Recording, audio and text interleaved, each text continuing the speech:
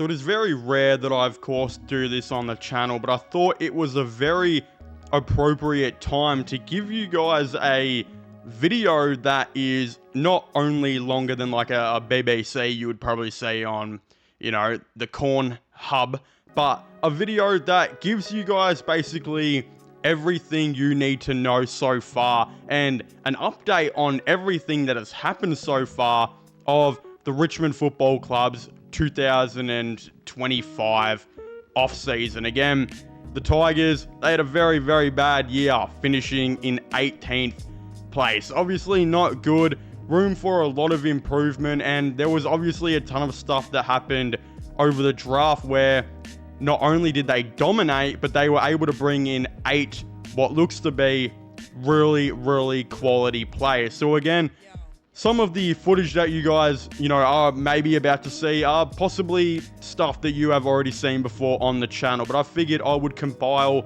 a bunch of stuff into like this mini movie of massive update of everything that's happened so far in the Richmond 2025 off-season, I guess, before 2025 has even started, and just show you guys everything. So again, this will be covering over my thoughts and opinions on the new numbers, the very early reactions and very early news on the 2025 draft. Again, I'll probably be talking about as well my best 23 that I think Richmond should present, up against Carlton, and of course, a couple other things here and there as well. But before we do get into all of that and more, there is still a decent amount of you guys who watch these videos who are not yet subscribed to the channel. So if you are a Richmond fan or an AFL fan in general and would like to see this cutie patootie face a little bit more, please make sure to leave a like on this video and subscribe to the channel if you haven't already for the latest AFL content, sports content,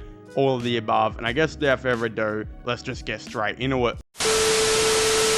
One of the more interesting things that I think also came out of the 2024 AFL draft happened to be Richmond's list manager Blair Hartley talking more words than what I think I have ever heard him speak. Again, if any of you have watched Blair Hartley interviews before, he can literally be more dry than the Sahara Desert, the plot of Sex and the City, or even the girl I spoke to last night. But he actually was pretty vocal, and I think that's because the man had arguably one of the more successful drafts of, I think, all time. But I was watching and listening with what he was saying, and I think I can tell you guys right now that there was one piece of information that he of course gave us which was more interesting than nearly anything he could have really said, that I just figured, you know what, I'm going to make a video on this, and that's about the potential new game plan that the Richmond Football Club are going to have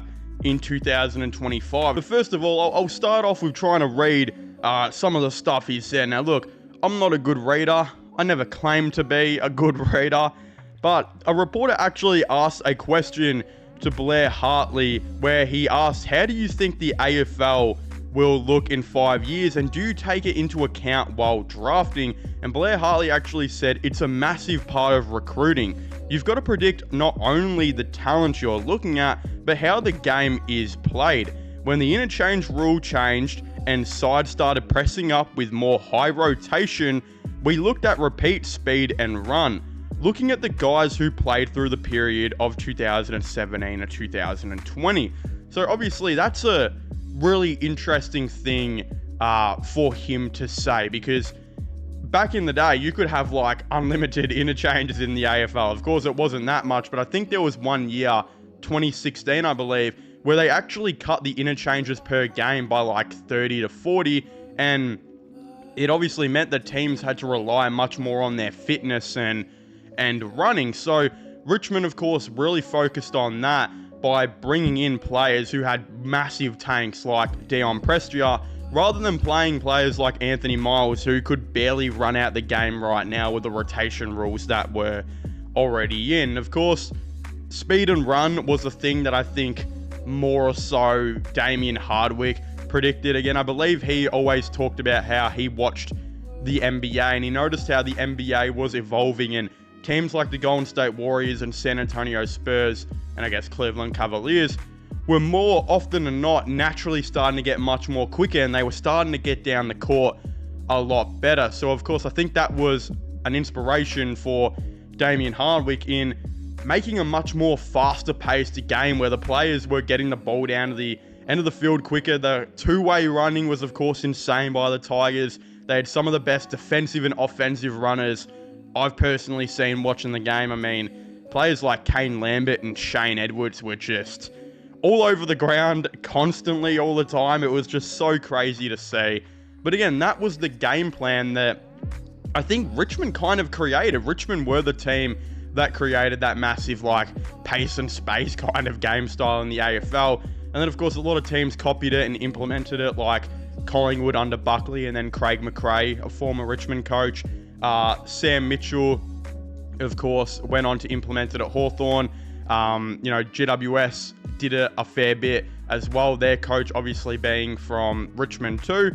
So a lot of teams really started to implement it a lot more, and it was the game style literally from 2017 to I'd say 2022 that worked a lot. But obviously now the game has changed. We have the stand rule, a bunch of other rules that people don't really like that much. And Blair Hartley, he kind of talks about this. A reporter then also when asked, well, how do you think the game will be played in 2027 to 2028? Blair Hartley, of course, said, we don't want to give too many ideas away, but the game's continuing to get fast, but it's also getting very, very contested based. When it comes to the crunch of big games, it's contested based, and you need guys who can play around the square.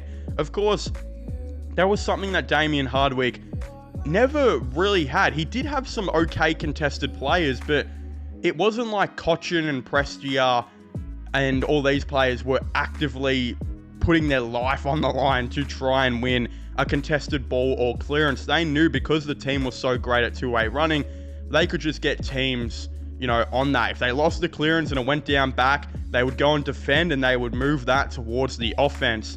But in today's game, as we have seen, the game is getting more and more contested right now. Again, you had a team like Carlton who basically had a legit just midfield of just only contested and clearance players. Again, it didn't really work out for them. But a team like Brisbane, who everyone and their dad is a contested beast and clearance ball winner in there who can also cover the ground, is like the new norm in the AFL. And a lot of teams have that. Again, the Melbourne Demons in 2021, they won a premiership. I think they were the first team that really started to have more of a contested style in that running game, pace and space kind of offense era that we had. They had the Christian Petrarca and Clayton Oliver, Jack Viney, and they were the first team to, I think, do it. It just didn't really last too long for them. They won a premiership and then, messed up in finals the next couple years. But you can tell when Richmond decided to pick Adam Uze over Andrew McQualter as their coach, there was a reason for that, and that was because they wanted to change their game style up. Andrew McQualter was going to have the exact same game style as Damien Hardwick. It probably just would have been a bit less because he's not the original of it. But you look at a guy like Adam Uze who spent time, he was actually the midfield coach of that massive clearance contested midfield that won the flag in Melbourne in 2021. They decided to go with him, I guess thinking that the game is moving towards more of being a contested style of footy, and I think that's the way that they think it's going to go. Of course, in 2024, the game style didn't change at all. In fact, we didn't really have a game style, and you could say that was because of 100 different injuries and whatnot, but it's also because of the players I think Adam Uze had to work with. There weren't really much there. Again, other than Jacob Hopper and Taranto as your contested players, he had players like Thompson Dow in that midfield consistently who are not very good players to start off with, I don't think, unless he turns it around next season. But a lot of injuries just plagued the team, and I don't think Uze could really have who he wants. And, he took over someone else's team. The players he had were someone else's players. This year's players were all still Damien Hardwick's players, mainly. But now, next season, Adam Uze has 8 new players who are going to come into his team. Basically a new quarter of a team that are going to be under his game style. And the players who were picked were for Adam Uze's game style, which will be contested-based footy in the midfield that emphasizing on clearance work, right? He, of course, went with Sam Lawler at pick 1, the 188cm inside midfielder, big guy who can go play down forward, kind of a Dustin Martin but Christian Petrarca type of player, who, of course, Adam Uze has coached both. And then, of course, at pick number 7, they went with Josh Smiley, the 195cm inside midfielder who will be on absolute demon days, I think, for this Richmond Football Club in that team. Again, you just added now 2 massively good contested clearance players to a team that literally had barely none at all. Again, you also add Taj Houghton now, who will start off as a small forward but has the potential to be like a Shea Bolton, Isaac Rankin, and play more in that midfield and help with the ball use side of things, and of course be that clever player that can come in and spark a play. So again, Adam Uze basically goes from no contested players last season. He had like Tim Taranto for 12 games, Jacob Hopper for like 10 games, they were both injured, to next year, you're going to hope now he's got Taranto and Hopper back from injury, and then you'll add Josh Smiley and Sam Lawler. You've got 4 really good contested clearance players in there, and of course Jack Ross now, who played like 6 games. He comes back and will hopefully add a lot into that team. So Richmond are really adding to that inside midfield, making it really, really contested based, and I think that is where Richmond are going with their game style. Again, if you're worried, where is the pace going to come from? We're going to remember Richmond actually found some really good players on the wing this season. In Hugo Roll-Smith was incredible. We know Seth Campbell played a bit on there, but Sam Banks started to get better and better every game on the wing. And, I think less or so Jack Ross is not as quick, but all the other players just mentioned, very quick players on the wing who'll be able to help out. Again, the forward line, Seth Campbell, Ryan Mansell, Morris Rioli, Taj Houghton. You're going to have a lot of really quick, fast players in that forward line too, who's going to be able to move up the ground and continue to help with two-way running. And then again, now Uze has some really good young key forwards to work with, some really good young key defenders. There's something really interesting going on at Tigerland right now, we'll say. And it looks like their game plan, we're going to finally see what Uze wants to implement next year. And at least I hope so, because I think that's where they're going to be going, for their future. Okay, so is there a chance that I'm making this video a little bit too early? Well, I mean, of course there is, right? But as a Richmond Tigers fan who recently just witnessed one of the, I think, best drafts, hopefully, we've ever seen in AFL history, my curiosity has expanded even more. And I guess you could say I'm proud of the Tigers. I'm proud to be Tiger. I literally wore this shirt just for the purpose of this video. I'm pretty sure they gave me this shirt for free at like an open training 2 to 3 years ago. I don't know why they were giving them out for free. Maybe they just felt bad for me and they just chucked me a shirt. But I'm proud to be a Richmond fan because of not only what we did for the draft, but of course the players that we picked up and the chemistry that these blokes already look like they have with each other, all pretty much already being mates. It looks like there is something really good going on at Richmond, and I want to explore that even further. So in today's video, I'm actually going to be talking about the 2025 AFL draft, and again, a way too early version of it, but what to expect, a year from now in the draft, and how I think it, of course, will all unfold, the players we're going to be interested in, etc, etc. We're going to get started with, I think, the big trade that has really got a lot of Richmond fans excited for the, 2025 AFL draft, and that does happen to be the one that the Tigers did with North Melbourne on draft night, where they actually sent their pick 27 and a future second round pick for North Melbourne's future first round pick. Now, to catch you guys up who aren't aware of this, it's quite commonly known that North Melbourne are one of the worst teams in the league. And again, they could finish high, but at the time making this video, they are predicted to finish, I think some people have them like 15th to 16th.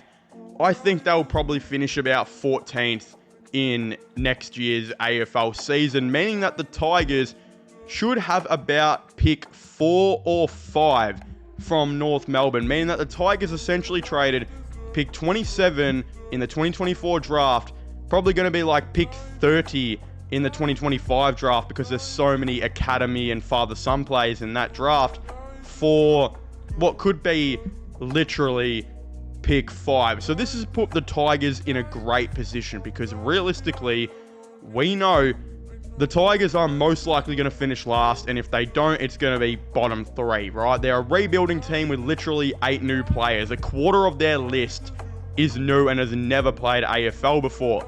So if our estimates is right as Tigers fans, and if my estimate is right, Richmond should go into the 2025 AFL draft with pick 1 and 5. Again, it's going to look something like that, hopefully. Hopefully North don't, for some reason, turn into prime LeBron James in 2018 for the Cavs and just carry themselves all the way up.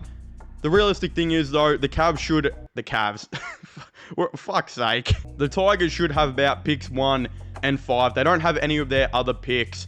But what I actually think is really interesting here is, I don't know if that will technically be the complete story again, because I'm making this video, a year from the draft. A lot of things could happen, and we know that in the trade period next year, there is most likely going to be a rule set in place where AFL teams can trade their first round picks at least 2 to 3 years in advance. And again, we know there's been rumors for a while that the Tigers could be interested in putting up their 2028 first and 2027 first up for trade, just because we know the Tasmania Football Club are going to be coming in and will be, I think, using the 2027 draft pretty heavily, meaning that a lot of teams won't have, they'll have their first round picks, but they'll be way later because Tassie will have all the higher picks. So picks in that year draft or whatever won't be that valuable, because if Richmond finish last in 2027, their pick 1 could end up being pick 6 because of Tasmania coming into the game. So I wouldn't be surprised if Richmond, get to the trade period and they're like, we want to add more picks into here. We see a team like, I don't know, maybe Sydney or something, who have pick 16 and they don't know if they want to use it at all. Richmond could always say, we'll give you our 2027 first round pick, which could be still a top 10 pick. We'll give it to you for your pick this year, and again, we get to add another first. So that's always another option for Richmond they may look at. Again, I think that the Tigers are pretty set on the veterans and players that they have now. Of course, they let Rioli, Bolton, etc., go. Bro, these birds are hella loud. Holy crap, man. They're cock blocking my audio super hard. But there is still a chance that one player leaves the Tigers. Now, I don't think any of them will. As I just said, I think the Tigers are comfortable with their veterans and their leaders and more experienced players. Again, Tom Lynch is out of contract, and he'll probably, if he stays relatively healthy this year, which touch wood he does, he'll probably get 1 or 2 year offers from other teams to come and join them for a last finals push, like a team like Collingwood or something. But I think Richmond will fight pretty hard to keep Tom Lynch, because at the end of the day, if Collingwood offer him a 2-year deal and he leaves, and it's $600,000 a year, $500,000 a year, a big pay cut, Tigers are probably not going to get anything back in return. So I expect them to try and keep these guys to help all these young players for the rebuild. So I wouldn't assume they're going to get any more picks, but for today's video, we'll just say they've got picks 1 and 5 and could have a later first or something like that. But we'll mainly focus on 1 and 5 because there's going to be players available here that I think Richmond will take. And a big question of the 2024 draft is, the Tigers took 8 really good players who are going to help their team for hopefully years to come. But one thing they didn't add was a ruckman. A lot of people were questioning why. Of course, there wasn't exactly that many good ruckmen available. A guy like Alex Dodson was the highest ranked at like 27. He went at like pick 50. But next year, I think the reason the Tigers didn't draft anyone in 2024 is because in 2025, you have a guy by the name of Cooper Duff Tyler, who is a ruck/key forward, 199 centimeter ruckman. It says, what an exciting talent Duff Tyler is shaping to be. Having concentrated on his promising basketball career, Duff Tyler is now putting all his energy into making it in the AFL, and the end of the bottom age season suggests he is well on the way. His breakout game came in just his third appearance for the Cannons, when he kicked 2 goals from 30 disposals and 17 hitouts in a best of field display as a roaming ruckman. Across his 6 games at the level, he averaged 17 disposals, 15 hitouts, as he shapes to be one of the leading tools for 2025. Again, those ruck numbers are insane. I know the hitouts don't jump up, but usually these players develop into getting good hitout numbers when they're like, again, 19 to 20. So that doesn't concern me at all. What is super promising is you've got a ruckman here averaging nearly 20 disposals and he's kicking goals left, right, and centre. I mean, that could be a very good Toby Nankervis replacement in a couple years. This guy is ranked in the top 10, and so are the other 2 players I will be talking about. Another guy who's there is Lewis Emmett, who's just a 198 centimeter ruckman. It says that Emmett's end of 2024 certainly caught the attention of clubs. He had some big games playing for Oakley, including a 4-goal effort in one game, 28 disposal and 2 goals the next week, and then 22 disposals and a goal the week after. The mobile big finished this year with averaging 17 disposals and 13 hitouts and more than a goal a game at Coach Talent League level, and his capacity to get around the ground and use his skills really stood out.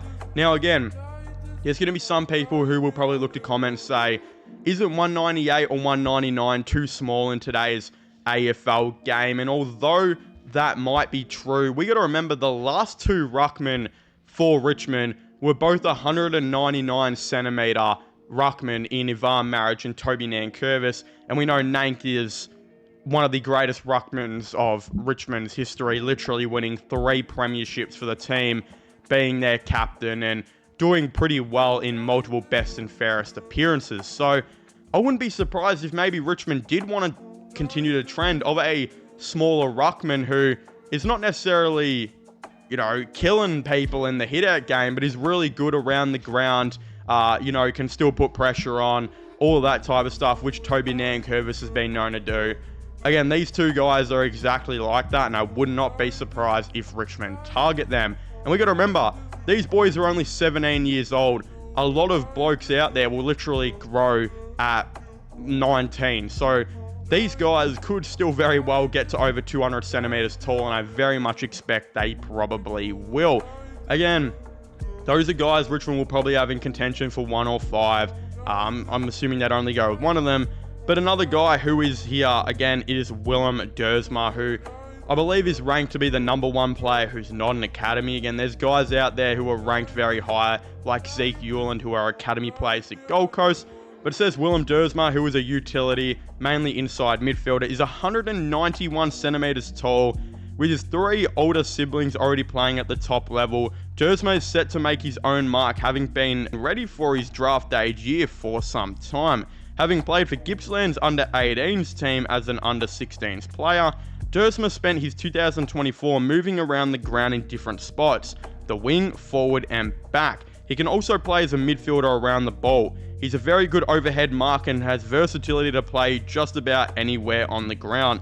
Dersma will produce some eye-catching highlights in 2025 and be an early contender for pick 1. Again, I'm not the biggest fan of the Dersmas, that's no secret. I don't like any of them, nor do I think many of them are really good players at all. But the realistic thing is, I've watched this bloke play because he did play against one of my best mates who plays for the Dandenong Stingrays. And I can tell you in that game, he mainly played inside midfielder and was bloody good at what he did. He actually moved around the ground so smoothly, and I think with a Tiger team who was really trying to focus more on contested footy and clearance-based work, bringing in Lawler and Smiley and Hopper and Taranto in previous years, I think this is another perfect addition, and thing is, he's a tall guy, but he can move around the ground so smoothly, and I think the Tigers would really, really like that. And the fact is that he could start off as like a half-back for Richmond. He could start off on the wing.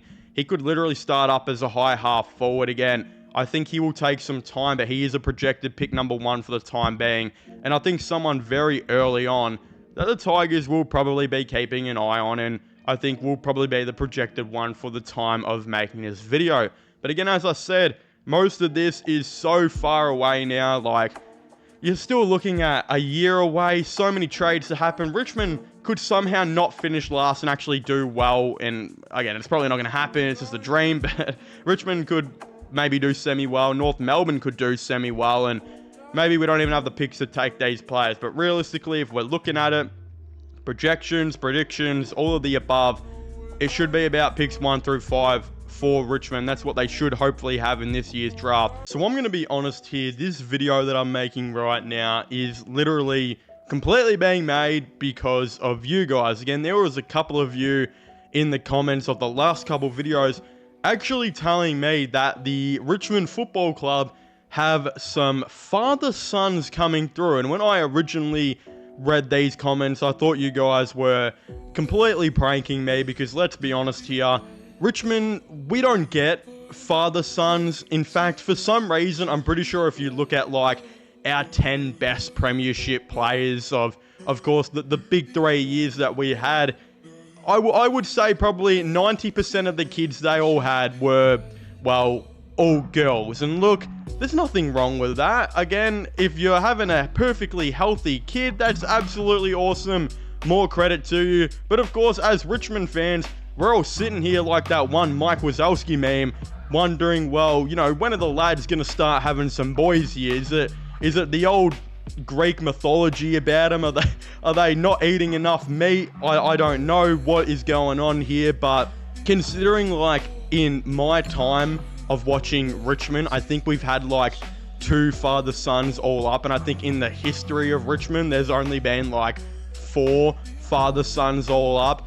It's definitely like an obvious thing that Richmond fans are potentially hoping for some more, especially considering the 2016 premiership team by the Dogs had like 6 father sons in that team alone. And Collingwood, of course, have the Dacos boys now. I think the McGuan boys are coming through. They had the Brown boys. The Darcy Moore, of course, is a father son, etc., etc.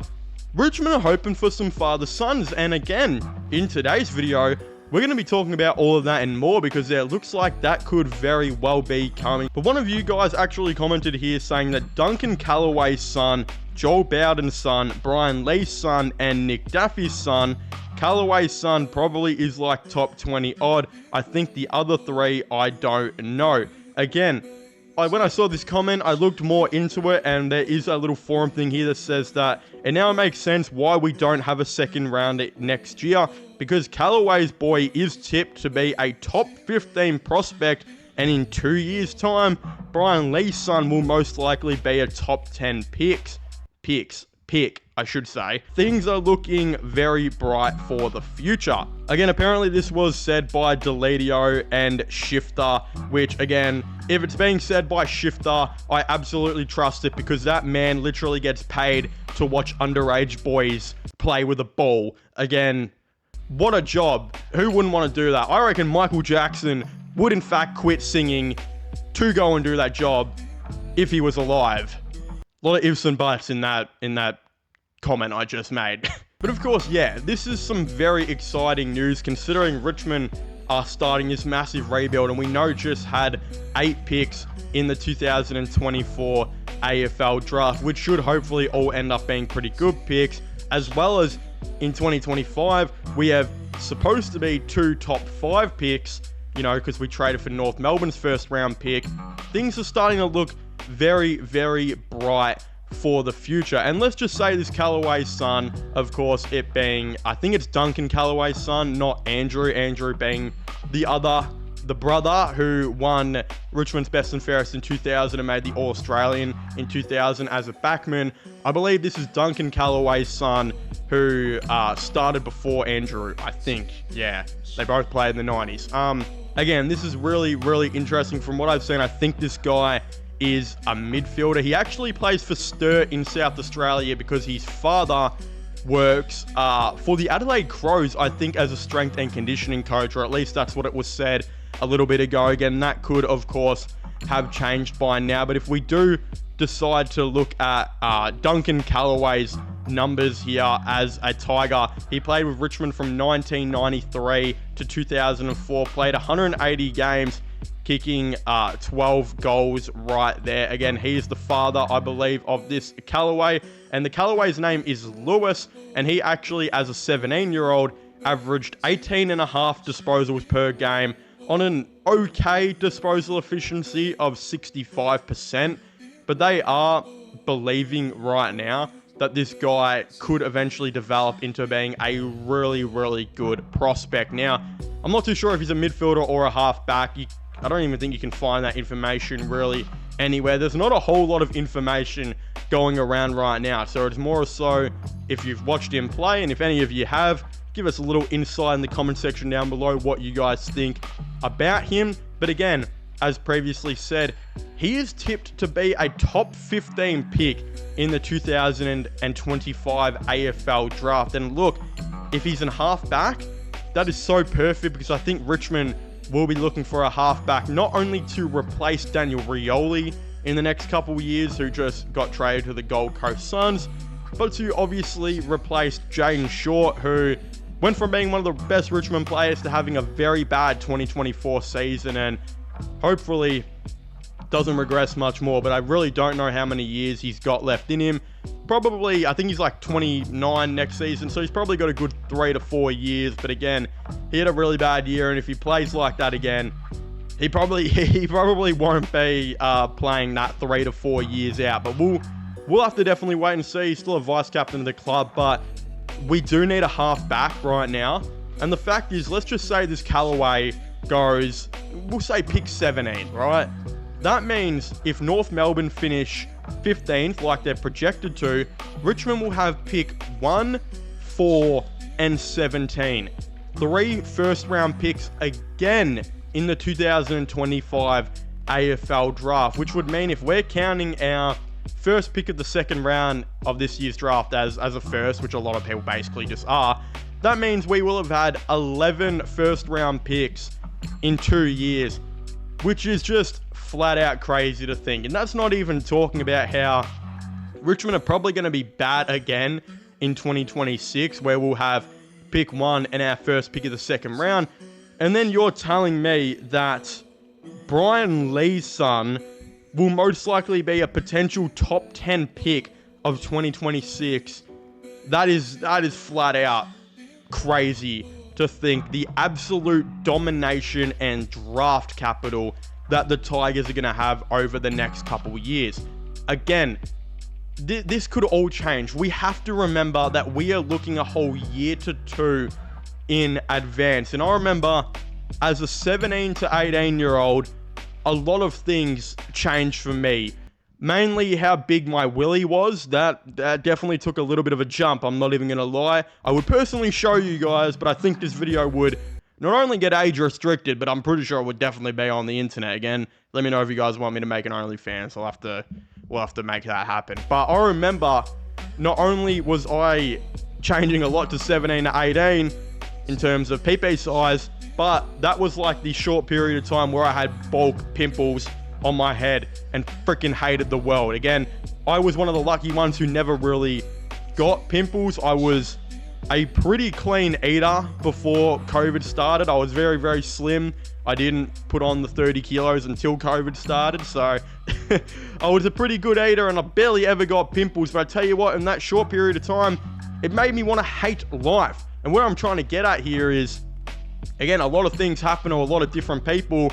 And it's very hard to predict what's going to happen in a person's life if they will continue on the trajectory that they are right now, or what is going to happen. Again, this Callaway could also very well grow. I believe he's listed at 183 centimeters. Considering his dad and uncle, I believe, are both taller than that, he could very well get to like 6'1", 6'2", and yeah, be a little bit of a different player. Again, maybe loses some speed, who knows? Again, there's a lot of ifs and buts that all goes into this. We really don't know. And for Brian Lee's son, it's hard to truly get excited considering this boy's 2 years away, and he may be a top 10 ranked right now, but in 2 years' time, he could not sneeze on the camera, but he could very well be like ranked 35 or something. Again, there are NBA players who literally are ranked like number one, shout out like Imani Bates, and then when they get drafted, I think like he got taken at pick 52 or something to the Cleveland Cavaliers. So again, that was in the span of like 2 years. This guy went from the number one ranked player to the number 52 ranked player.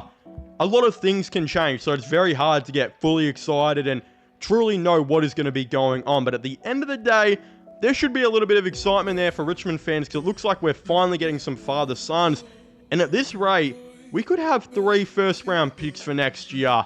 And that's not even talking about trading to get back into the draft again. Look, I don't think we will. I think Richmond are very happy with the veterans and players that they have.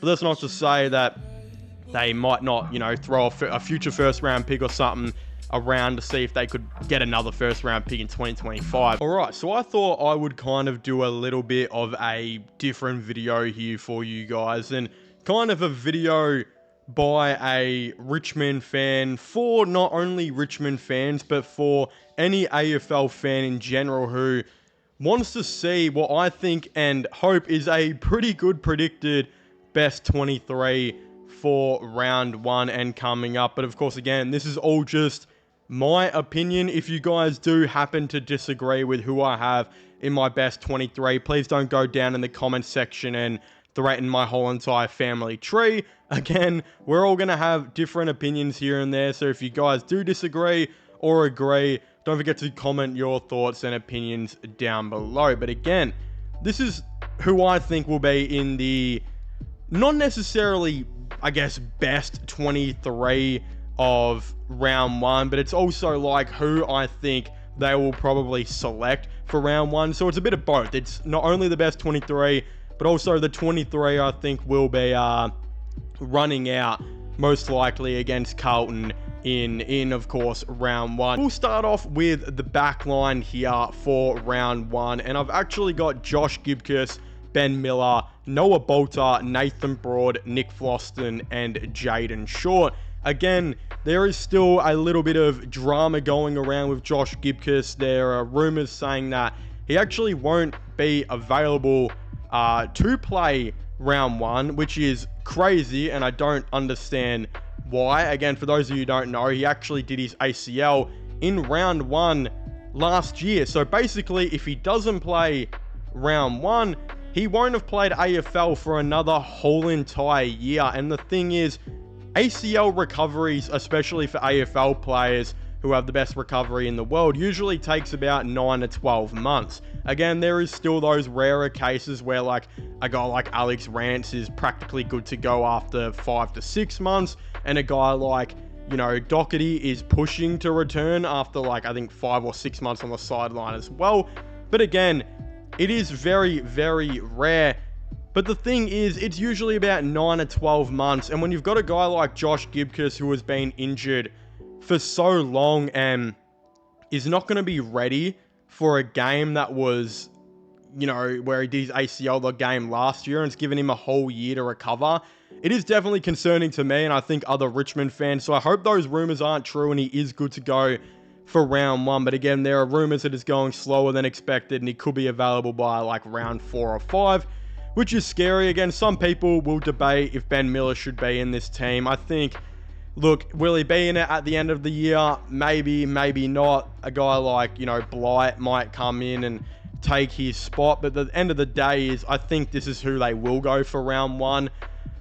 So yeah, I think the other 4, that's pretty obvious they're going to go with those guys. I mean, Bolter, Broad, Floston, and Shaw are all very established. If we move to the center line now, we, of course, have Hugo Ralph-Smith and Jack Ross on the wings, with Jacob Hopper in that center position. Again, Ralph-Smith, I think, was arguably Richmond's most improved last year. He should hopefully take another step forward this year and become one of the AFL's better wings. You've also got Jack Ross on the other side, who I also believe is a really underrated Richmond player. Again, I think he'll start off on the wing, but he'll definitely float into that midfield and spend some time in there, as well as even half forward. He's shown that he can be a proven goal kicker.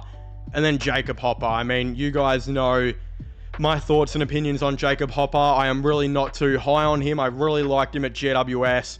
But at Richmond, he's done nothing but get injured, then come back in the team, done nothing, had a good half against Melbourne, one game, but again, he has been one of the slowest midfielders in the league. He was brought in to be a contested clearance beast and has really done almost the opposite. And for a lot of games last year, Richmond started him on the bench or up forward, which is really concerning for a guy they're going to be paying up to nearly $1 million a year to in a couple years, and he's got like 5 years left to run, and he was starting on the bench in the worst team in the league. Again, yeah, I really pray that Jacob Hopper can turn it around this year and bring that GWS play back into control, but we'll have to see. Again, we're going to the forward line here now, and I do have Maurice Rioli Jr., Jacob Koschitzke, Sam Lawler, Ryan Mansell, Tom Lynch, and Seth Campbell. Again, I think Lawler will probably start off in the midfield for the first centre bounce, because it will obviously be so hyped they'll have to.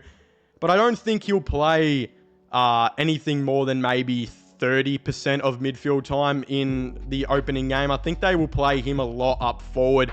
Again, that's how Dustin Martin's early career with Richmond went. He would play about 70% forward, 30% midfield, and it would move on to about 60-40 by the end of the year. Again, I think that's what will probably happen with Sam Lawler, and over the years, he'll eventually turn into a full-time midfielder. But again, I could be very wrong about this. Richmond could just straight away play him in the midfield and play him there a lot, but I don't know. I don't know if that's what they're going to do. They've got a bunch more midfield depth than they did last year, while their forward depth, I think, is still very much behind. So I think he might play some forward. For Jacob Koschitzke, again, he shouldn't be in Richmond's best 23, but I just have the feeling he is going to play round one. I don't know what it is. I think all Richmond fans can agree that there is probably a massive feeling that he will play round one, and I think they'll play him over a Jonty Fall and Harvey Langford, because I think if they debut 3 or more, then it's tough, because you don't want to be debuting so many guys in front of 95,000 people who, again, you don't want these young players shitting their pants and Richmond get smashed by 100 to their, rivals, especially, again, Carlton, who have some of the loudest fans. And I think fans who, look, don't get me wrong, are very interesting. You've got fans that over the years have threatened their players, and also fans who have thrown water bottles at umpires' heads. Again, having 3 or more people debut in front of those type of fans is definitely something scary, and definitely something would have me shitting myself on the big stage. So I think that the Tigers might keep it small for now, while again, Tom Lynch, I think will play from what we've heard. Maurice Rioli Jr., Mansell, and Campbell definitely need to take a massive step up next year, and from what we've heard, they will be. So I'm excited to see how they go, and hopefully prove to be a good small forward trio that was worth the development and worth putting the games into. Again, to the followers now, you've got Toby Nankervis as the ruckman, Tim Taranto, and of course Dion Prestia as the Rovers. I think that's pretty obvious, especially if Prestia gets up and is nice and healthy. I think he'll hopefully play there. And again, Nank and, of course, Tim Taranto. So I think Taranto, it's going to be a big year for him. I'm really hoping he gets back to that first year form, because I think people forget that this guy at one stage was like a contender to somebody, for the Brownlow. Like, he was playing out of his mind. I think he had like 10 votes in 5 weeks type thing at one stage. He had a phenomenal season, took out Richmond's best and fairest. Again, he has actually proven himself to the Tigers, unlike Hopper so far, but again, he also still needs to do that again, because last year had an injury-riddled year, and when he came back, he low-key looked like he just had checked out. Like, he really didn't try, and it was a couple of really bad performances, but again, I still hope that he can come in and fire away. And look, this midfield is starting to look definitely a lot better. And then the bench is, yeah, something that's going to get Richmond, because every single player on this bench is like 22 or under, with not many games into them. I don't think there's a player on that bench who's played more than 20 games. You've, of course, got Tom Brown, Sam Banks, Kane McAuliffe, Josh Smiley, who will debut, and Jacob Bauer. Again, if I had to say who the sub would be, I think they'll go with Kane McAuliffe. The thing is, I really like how even that bench is. Again, I know Jacob Bauer might be a controversial one. They could also have Blighty in there. But Bauer showed a lot, I think, in his last 4 games. And he's only 190 centimeters tall, who's a really athletic player. There's no reason he couldn't be a 3rd or 4th forward, key forward for Richmond in this team. And I think they could definitely swing that way. So I would really like to see him play. Again, McAuliffe, I think, will probably start as a sub. He's played, I think, less than 10 games. Smiley will be debuting. Tom Brown's definitely played less than 20 games. Again, he's the backman of the group. And then Sam Banks, I like his versatility on the wing. Again, when Rossi goes and plays in the inside, he'll jump in the wing. And also, Banks can definitely support that half-back line as well. I overall really like that bench. It's just super inexperienced. Again, the thing is with this team, in my opinion, it's not that bad. I think this is a team that could very well win 6 to 8 games. And if the AFL season, went right, this team could easily finish 14th or 15th. Again, not that good, but not the worst. The issue is Tom Lynch, he's always injured. Jacob Hopper's always injured. Taranto's had his injuries now. We don't even know if Gibcus is going to play. When all these players go out, you have to search for another 4 or 5 guys to come in, who Richmond just didn't have last year. At least this year now, they have, hopefully another step up by Sonsi. They have Jonty Fall, Harry Armstrong, and a couple other guys here and there who can come in and play. It's going to be so much younger. At least Richmond have depth now, but it's really young depth who have barely ever played. So, yeah, that's why Richmond will probably be a lock to finish last, is because as soon as Lynch goes out, Hopper goes out, Prestia goes out, Gibcus hopefully won't go out, but those 4, and you're replacing them with, a Tyler Sonsi, Jonty Fall, and as I said, Harry Armstrong, etc. You're either replacing them with guys who have never played or guys who have played less than 20 games. So it's pretty scary. Richmond have the depth. It's just really young and inexperienced now. At least they've got something, because last year they didn't even have the depth. They were having to play guys like Noah Cumberland and Matthew Coulthard, which, yeah, I pray to never see those times again at Richmond. I really, really do. But again, I don't think this will be the best 23. Probably by round 5, as I said, about 4 or 5 of those blokes won't be in there anymore. There'll definitely be a guy or 2 who will probably get dropped along the line. A guy like Sam Banks, and I think even Morris Rioli Jr. A lot of them really have to prove their spot in this team, or they're going to be players who are really trying to take over. So it's going to be interesting to see how this does go. So I think, like most Richmond fans out there, I was really excited and highly anticipating to see what the new numbers would look like for our players in 2025. After all, not only did the Tigers go on to select 8 new players, but we have a ton of other players on the list who were obviously looking for a number upgrade. And again, I think it's commonly known now that in the past year or 2, Richmond have been very, I think, stagnant. Is that the word? On giving numbers out, and especially giving good numbers out to players and whatnot, to the point where the Tigers have actually had, I think number 8, 9, 11, 12, 16 free for at least a year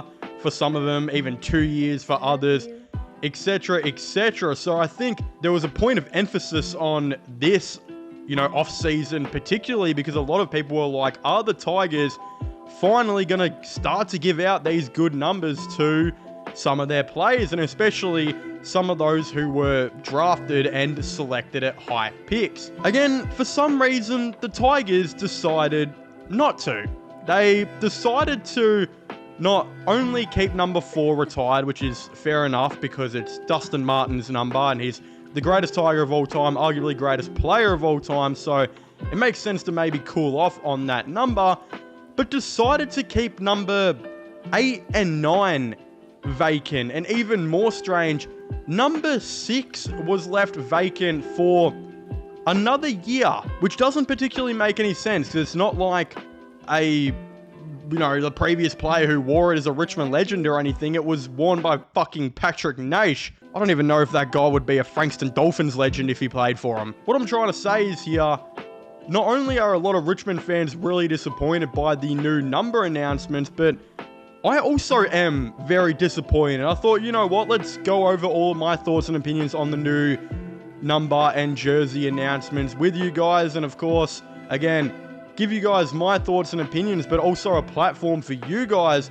to tell me all of your thoughts and opinions down below on what do you guys think about the jersey numbers and how would you have changed it, whatever it might be. Again, before we do get into it, if you haven't already, there is still a decent amount of you guys who watch these videos who are not yet subscribed. So if you're a Richmond fan or an AFL fan in general, or just a cutie patootie, please make sure to leave a like on this video to let me know you enjoy it, and subscribe to the channel for all the latest AFL and Richmond content. But I guess without further ado, let's get straight into it with number 2, who was actually given to Jacob Hopper, again formerly worn by Dylan Grimes last season. Usually when a player retires for the Tigers, they like to keep the number retired for about a year or so, but nope, I don't know why, they just said, gave the big bird to Dylan Grimes and said, nah, Jacob Hopper wants to wear it, so we're going to give it to him. And look, it makes sense. Jacob Hopper wore number 2 at his whole entire career with the GWS Giants, and that's when he was actually a good footballer. And then when he got to the Tigers, he started wearing 22 and turned into whatever Deshaun Watson is doing on the Browns right now, or whatever Billy Frampton was doing in the 2023 AFL Grand Final. That is the equivalent to what Jacob Hopper has been like with the Tigers. So again, I'm happy with him taking on number 2. I hope for some reason or not that this could potentially turn him back into the Jacob Hopper that we once, of course, knew. So I actually rate this number change, but again, the next number change we have is Ryan Mansell getting number 7. Now look, I am not as disappointed as I was yesterday with this number, but I tell you what, when I found out yesterday that they gave my favorite number, my lucky number, number 7, to Ryan Mansell, the disappointment on my face was more disappointed than when I think I saw the last Joker movie and when I found out Mia Khalifa retired from Korn videos. Again, that's how disappointed I was when I found out they gave Ryan Mansell number 7, especially considering it was worn by my favorite player in Liam Baker, and it's now given to a guy who I don't really rate. Definitely hurts a lot, but again, I've come around to it. I saw him training with the number on, and I actually think he looks really good in it. And from what I've heard, he is supposed to double his play next season with the Tigers. So I'm very hopeful for that. I'm very interested to see how he, of course, all does go. And I hope he gives the number 7 justice, because the guy who formerly wore that was basically Jesus Christ to me. So shout out Ryan Mansell. You gotta do something good. Again, after number 7, we gave number 12 to Ben Miller. I know a lot of Richmond fans dislike Ben Miller. I'm actually a pretty big Ben Miller fan. I'm not even going to cap. I think he's actually a really good footballer. David Asprey was one of my favorite Tigers of all time, and Matthew Richardson is and was arguably the greatest Tiger of all time until, Dusty came along and whatnot, and obviously KB before him. But again, they've decided to give number 12 to Ben Miller, which I don't mind. I think Ben Miller, even though Richmond fans, some of them are preying on this man's downfall, he will probably play every game again for us next season, and probably the season after that. I don't mind this jumper change. It's not that bad. Again, 16 to Josh Smiley. I know a lot of Richmond fans dislike as well. Yes, he should have been given number 9, but it is what it is. I think we haven't had a good 16 in a while, so it will be cool to see him wear 16, and Again, I think eventually next season he'll probably move on to a top 10, and that will probably be number 9. But again, it is what it is. Maurice Rioli Jr. gets the number 17. Absolutely legendary. I did predict this. I did say I think he'll get number 17, and he will take, over from Daniel Rioli, and will wear this number in his father's footsteps as well. So a terrific moment for the Richmond Football Club. I love this. And then again, yeah. Who tried to cook by giving Sam Lawler the number 1 pick, number 22? Again, I think this is by far the worst one. When I saw this, I nearly spewed up my Hungry Jacks that I ate, and I was pretty happy with that sitting in my tummy, relaxing and putting more fat on my body. But again, 22, worn by Jacob Hopper, who's done nothing in the Richmond colours. Previously, Josh Caddy, who is a Tigers legend now, but it's ridiculous not to give your number 1 pick a top 10 number. And not just that, all this narrative bullshit of your players having to prove to have a good number is ridiculous. Did you not being number 1 not be enough to prove that you deserve a good number? Again, that is so ridiculous. And if I was Sam Lawler, I would be thinking, oh, so this is how the Richmond Football Club thinks of me. They love me that much. They gave me a shit number. They think so highly of me. They gave me a shit number. Again, I know it's not really that deep, and I may be overreacting like Cam from Modern Family does usually, but no, I think this is stupid. You've already proved your worth by being the number 1 overall pick. I don't care. Giving him number 22 especially is disgusting. And yeah, I don't like it. And I'm glad a lot of Richmond fans are hating on it. Now, Taj Houghton in the 24. Yeah, it is what it is. If you're not giving Lawler a top 10, you're not going to give it to Taj Houghton. I think he will prove himself, though, eventually to be in a top 10 number. Again, I'm hoping he plays the last couple games of the year for the Tigers, but considering he won't have a pre-season really, and he won't be back till like round 10 to 12, I wouldn't be surprised if they, started him in the VFL from like round 16 or 17, and then maybe if he was AFL ready by like 21, they would probably bring him in. But I don't expect him to play much footy for the Tigers this year. Again, even when he does come back from his ACL, I don't know how much he will play. I don't even know if he'll play much VFL. He could just start off with like 25 to 40% game time. And again, I think most of his comeback will be returning and training. And look, I'm not a doctor. I'm not in the medical field, so I don't know what they're going to do with him. But an 18-year-old doing his ACL, you're going to want to very much take this with a lot of caution. So we'll see how he goes. Again, Jonty Fallen, the 26, he will be battling it out with Harry Armstrong on who can get that number 8 or whatever.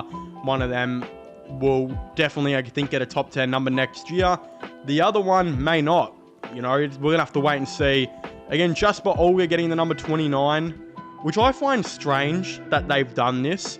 And the reason I say that is because I feel like number 29 is becoming a legacy number now at Richmond. Of course, the legacy numbers at the Tigers are, number 17 for Jack Dyer and all 3 Riolis now.